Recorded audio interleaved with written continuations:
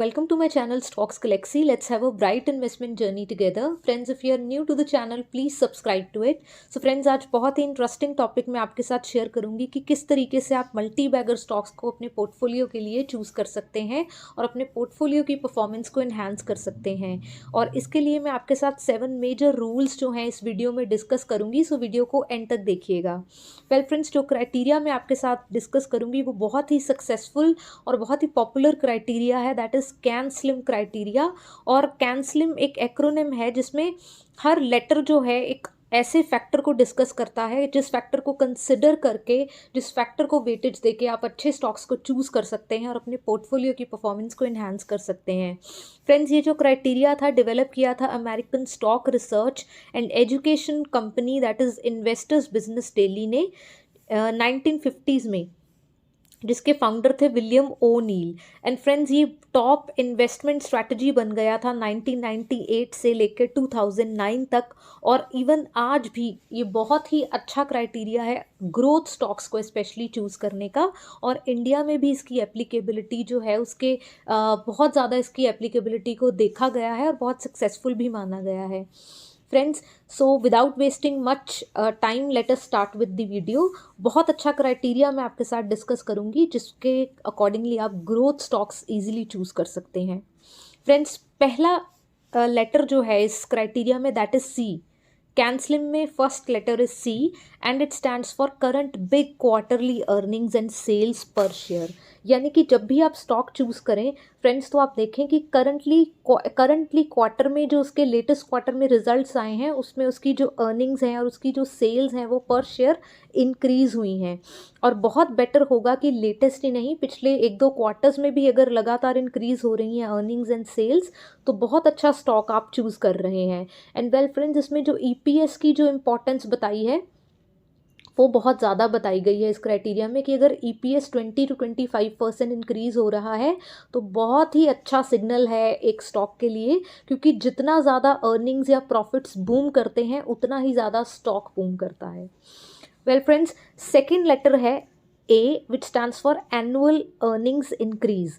सो ये क्या कहता है कि फ्रेंड्स, अगर आप कोई ऐसा स्टॉक चूज़ करते हैं जिसमें एनुअल अर्निंग्स में इंक्रीज़ हुआ है, यानी कि पिछले साल के कंपैरेटिवली इस साल आपकी जो अर्निंग्स हैं स्टॉक की वो इंक्रीज़ हुई हैं, तो और ज़्यादा अच्छा है उस स्टॉक के लिए। और अगर लास्ट 3 to 5 ईयर्स में आप लगातार देख रहे हैं कि अर्निंग्स इंक्रीज़ हो रही हैं तो it is like cherry on the cake. And friends, सिर्फ क्वार्टरली अर्निंग्स अच्छी हैं ये मतलब एक आपको सॉलिड स्टॉक नहीं शायद दे पाएगा, लेकिन अगर क्वार्टरली स्टॉक अर्निंग्स के साथ साथ एनुअल अर्निंग्स भी बहुत ज़्यादा अच्छी हैं तो मान लीजिए कि आपने एक बहुत अच्छा स्टॉक हिट कर लिया है अपने पोर्टफोलियो में ऐड करने के लिए। बहुत ही सुपर्ब स्टॉक्स होते हैं जिनकी annual and quarterly earnings increase होती हैं।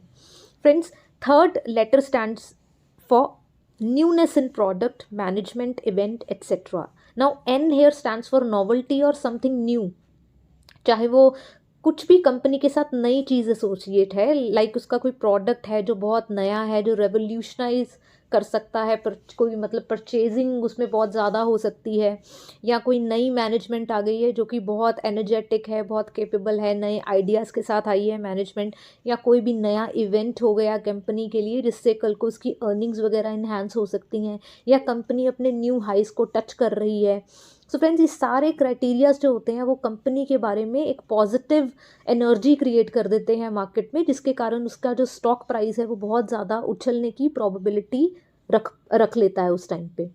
सो फ्रेंड्स, ये चीज़ जो है इसको भी आपको बहुत अच्छे से कंसिडर करना है। इसके बाद friends, next letter is S. यहाँ पे S stands for supply and demand. यहाँ पे फ्रेंड्स आपको क्या देखना है कि कोई भी स्टॉक जैसे है उसका सप्लाई, यानी कि उसकी सप्लाई क्या है, यानी कि वो स्टॉक कितना मतलब अवेलेबल है परचेजिंग के लिए, और उस स्टॉक की डिमांड कितनी है ना। जितना कम सप्लाई होगा और जितनी ज़्यादा डिमांड होगी इकोनॉमिक्स के लॉ के अकॉर्डिंगली, उतना ज़्यादा ही स्टॉक जो है अच्छे से परफॉर्म करेगा मार्केट में, क्योंकि जब भी डिमांड स्टॉक की सरपास कर जाती है उसके सप्लाई को, तो प्राइस में इंक्रीज़ आना डेफिनेट होता है friends. So big volume demand जो है वो बहुत इम्पॉर्टेंट है किसी भी स्टॉक को सिलेक्ट करने के लिए। अगर स्मॉल सप्लाई है आउटस्टैंडिंग शेयर्स का तो उतना ही बेटर है कंपनी के लिए।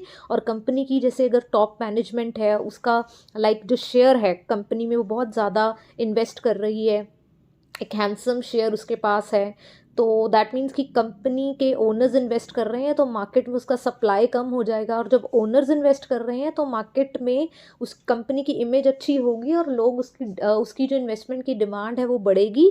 तो कंपनी जो है एक positive audience, positive investors attract करेगी और बहुत ज़्यादा इन्वेस्टमेंट फ्रेंडली हो जाएगी। सो फ्रेंड्स, ऐसी कंपनीज़ के बेटर प्रॉस्पेक्ट्स होते हैं और ऐसे स्टॉक्स जो होते हैं they are more liquid, they have less volatility, less risk associated with them, और मोस्टली लार्ज कैप कंपनीज़ के स्टॉक्स ऐसे होते हैं। Friends, next letter is L which stands for leader और लैगार्ड। फ्रेंड्स, कोई भी आपने जब स्टॉक चूज़ करना है तो कोशिश कीजिए कि वो अपने पैक में कोई भी इंडस्ट्री है, जैसे आप बैंकिंग इंडस्ट्री चूज़ कर रहे हैं तो बैंकिंग इंडस्ट्री के लीडर्स में आता हो वो स्टॉक, पहले 2-3 लीडर्स में। और अगर जब भी आप लीडर चूज़ कर रहे हैं तो लीडर से मेरा मतलब ये नहीं है कि कंपनी का साइज़ बहुत बड़ा होना चाहिए। जैसे HDFC बैंक अगर साइज़ के अकॉर्डिंगली देखें तो सबसे बड़ा बैंक है इन द बैंकिंग सेक्टर।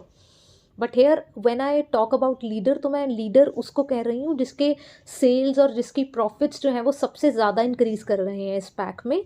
तो ऐसी कंपनी को चूज़ करिए। किस तरीके से वो अच्छा लीड कर रही है अपने पूरे पैक को, वो आपके पोर्टफोलियो को एक अच्छा स्टॉक, एक बेस्ट स्टॉक देगा उस सेक्टर में से। Well friends, next letter is I which stands for institutional sponsorship. So friends, retail investors में इतनी ताकत नहीं होती है कि अगर वो किसी स्टॉक को परचेज करेंगे तो स्टॉक में बहुत ज़्यादा उसके प्राइस में इंक्रीज़ आएगा।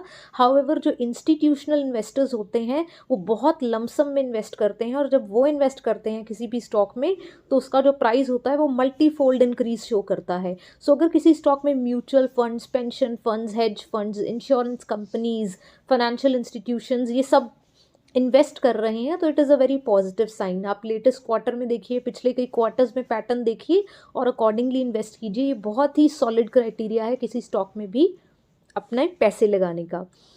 Friends, last letter is M and that is market direction. So friends, market direction का पता होना बहुत इम्पॉर्टेंट है।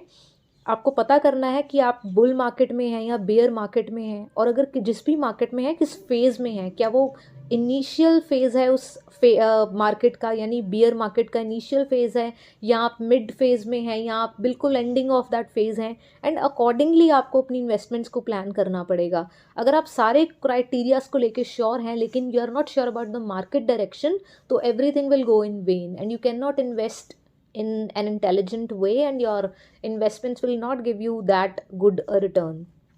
So friends, I hope आपको मेरी ये information अच्छी लगी होगी. So if you liked my effort, please like the video, share the video and please subscribe to Stocks Galaxy. Thank you so much.